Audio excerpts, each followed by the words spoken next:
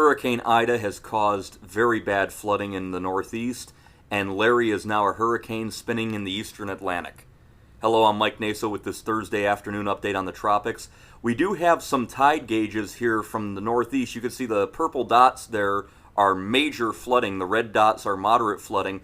And as we've seen with hurricanes of the past, areas here in Pennsylvania, major flood stage. Down here in Delaware, major flood stage.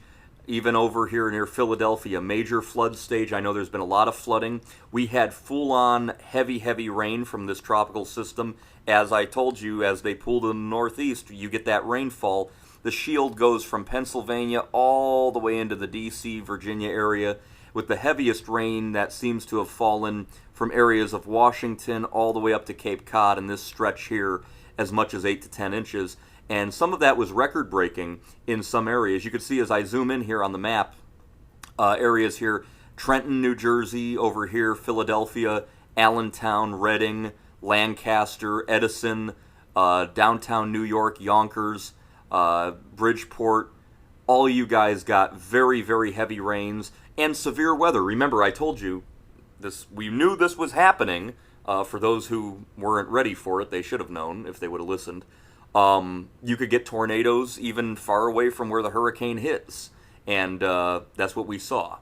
Here's some rainfall impacts. You could see we had Newark, New Jersey had its wettest day on record, 8.4 inches of rain in Newark. Central Park had its 5th wettest day on record, so there were 4 more just as wet or wetter than this. 7 inches in Central Park, 6.64 inches in Harrisburg, and over 5 inches in Trenton. All the way through Baltimore, D.C., Pittsburgh, a lot of heavy rain and severe weather. And again, that was all in association with Ida as Ida pulls on towards the northeast. Now, I wanted to show you some of the flooding. This is from Zach Fradella from Fox 8 in New Orleans, meteorologist Zach Fradella. Look at these signs. Look at this girl standing here by this sign, and then look at this sign here underwater. Unbelievable. So the flooding was very bad with this hurricane. And you could see that New Orleans has not recovered yet. Even if downtown didn't get the eye wall, that whole area, power outages, very bad. Now, you're seeing a lot of this on Twitter with some people talking about making this a political issue or about climate change.